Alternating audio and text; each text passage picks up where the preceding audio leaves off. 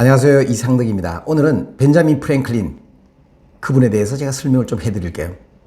최초의 미국인, 그런 별명을 가진 벤자민 프랭클린은 1706년에 미국에서 태어나서 아메리카 신대륙 정신을 가진 최초의 미국인으로 또 그런 별명을 가지고 우리에게 잘 알려져 있습니다.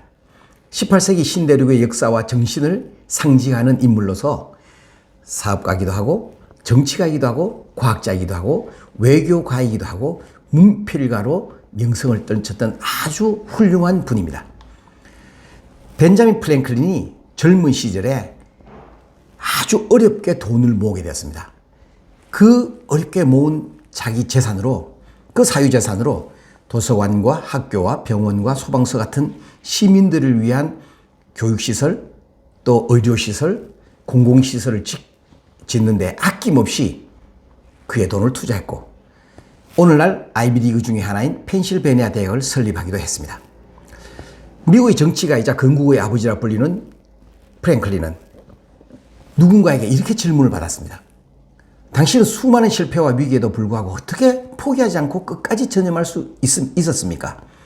이분도 돈을 벌기도 어려웠고 또 많은 실패와 어려움 속에서도 굳건히 버티고 나와서 미국을 건립하는, 미국이 만들어지는 건국의 아버지로 불릴 정도로 훌륭하게 되었죠. 그러자 그가 실패와 절망 속에서도 끝까지 도전할 수 있었던 방법에 대해서 다음과 같이 설명을 했습니다. 잘 들어보세요. 석공을 자세히 관찰해 본 적이 있습니까? 석공은 큰 돌을 깨기 위해서 똑같은 자리를 수없이 100번 정도 두드릴 것입니다. 돌은 갈라질 징조가 보이지 않더라도 돌을 꾸준히 두드립니다. 하지만 101번째 망치로 내리치면 돌은 갑자기 두 조각으로 갈라지고 맙니다.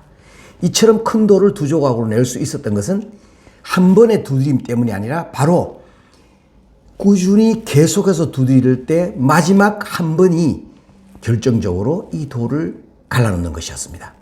그래서 성공하기 전까지 필요한 경험의 양, 적격 용량이 필요합니다. 그만큼 많은 try, 그만큼 많은 시도가 있었고 그만큼 많은 노력이 필요했다는 것입니다. 그런데 성공이 아닌 경험이 반복되면 이것이 실패의 연속처럼 느껴지고 하기 때문에 실패가 연속되면 성공을 이룬다는 것을 생각하지 못하고 사람들은 실패만 생각한다는 것이죠. 하지만 경험이 반복될수록 성공은 매일 여러분들에게 가까워지고 있다고 생각하시면 됩니다. 그러니 오늘의 101번째 망치질을 망설이지 마시고 꾸준히 하라는 것입니다. 그래서 이 벤자민 프랭클린은 항상 우리에게 이렇게 얘기합니다. 경험은 같은 실수를 되풀이할 때 그것을 깨닫게 해주는 놀라운 것이 있습니다. 자, 우리가 사업과 또 교육과 또 그 어떤 것도 내가 이루고자 하는 것을 할 때는 실패도 있고 반복해야 되는 것도 있습니다.